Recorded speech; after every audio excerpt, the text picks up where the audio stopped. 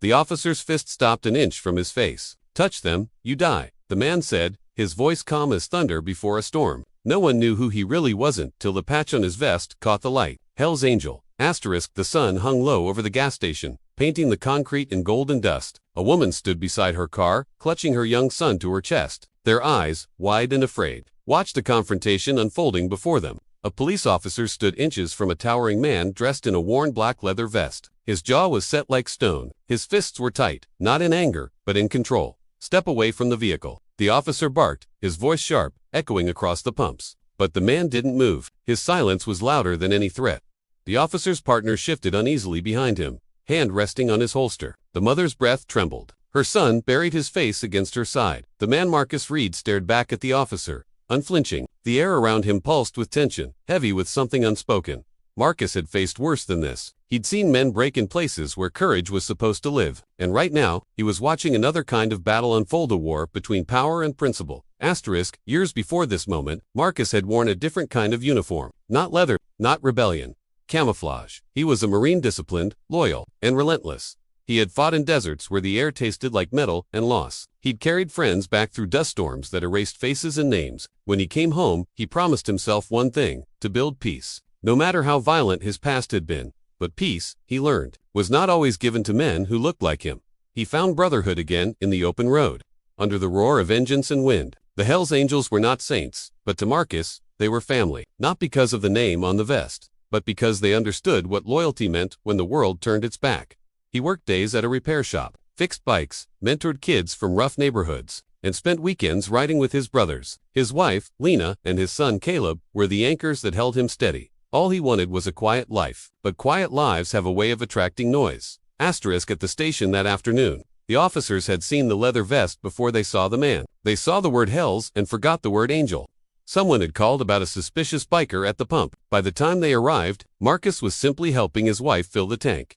But prejudice is quicker than proof. "Sir, I need you to step back." The officer snapped again, his tone sharp with authority but clouded with fear. Marcus didn't move. His eyes flicked to his wife, then to his son. Caleb was trembling. He wanted to reach out, but his gloves were already shaking from restraint. "Please," Lena whispered, "let's just go." But Marcus knew leaving wasn't safe, it was surrender. The second officer muttered something under his breath. Marcus caught the word. "Gang." He exhaled slowly, every memory of battlefield tension coming back. The same feeling the moment before something irreversible happens. The lead officer stepped closer, chest puffed, voice raised. "If you don't comply, you'll be detained for resisting." Marcus's voice came out low, deliberate. Resisting what? It wasn't defiance. It was truth. The officer's face reddened. The small crowd at the pumps began to notice. Phones came out quietly. People watched, but said nothing. Silence became its own witness. Lena's heartbeat felt like thunder in her ears. Caleb peeked from her embrace, eyes darting between his father and the officer. Then the officer made a mistake. He reached forward, a hand hovering near Caleb's shoulder, and in that instant, the air cracked. Marcus stepped forward, his presence filling the space like a wall. His voice was still calm, but it carried the weight of command. "Touch them, you die." Not a threat, a promise carved out of protection, a warning born from love. The officer froze, realizing too late that he was not facing a threat, he was facing a protector.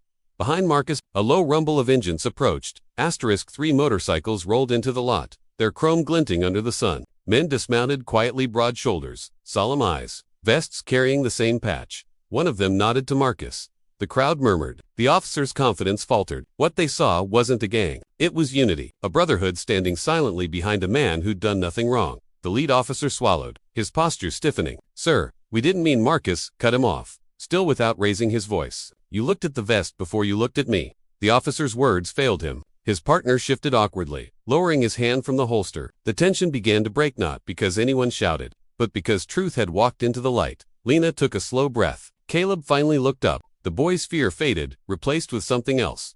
Pride. Marcus turned, guiding his family toward the car. The bikers formed a silent guard, ensuring they were safe. As he opened the door for Lena, one of the bystanders whispered. He didn't even raise his voice. And another replied softly, "He didn't need to." The officers stood in the parking lot long after the family had driven away. The lead officer's reflection stared back from the glass door of the station. What he saw wasn't authority. It was shame. Later that night, the department received dozens of calls and emails. Witnesses describing what they'd seen: a father protecting his family, officers losing their temper, and a moment where dignity stood taller than aggression. By morning, the narrative had changed. Not a Hell's Angel confrontation, but a veteran defending his family with quiet courage.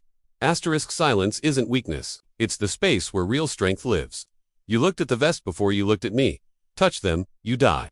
Asterisk weeks later, Marcus was back at his repair shop, oil on his hands.com in his soul. A local reporter came by, hoping for a quote. Marcus just smiled. I don't fight battles anymore, he said, tightening a bolt on a chrome handlebar. I just make sure the right ones never start. Caleb rode his bike around the shop, laughter echoing off the walls. Lena watched from the doorway, sunlight touching her face. Peace had returned, not the kind that's given, but the kind that's earned through grace, restraint, and truth. Asterisk sometimes the strongest man in the room is the one who doesn't need to shout. Sometimes justice doesn't wear a badge, it rides quietly, protecting what matters most. If this story moved you, share where you're watching from, and tell us what you believe real strength looks like. And remember, respect is not given because of titles or uniforms. It's given because of truth. Subscribe, like, and share for more stories that honor silent heroes, the ones who protect, endure, and stand for what's right, even when the world misunderstands them. And do comment below. Let us know where are you watching from. Thank you all. Stay tuned for the upcoming stories for more interesting stories like this. Asterisk.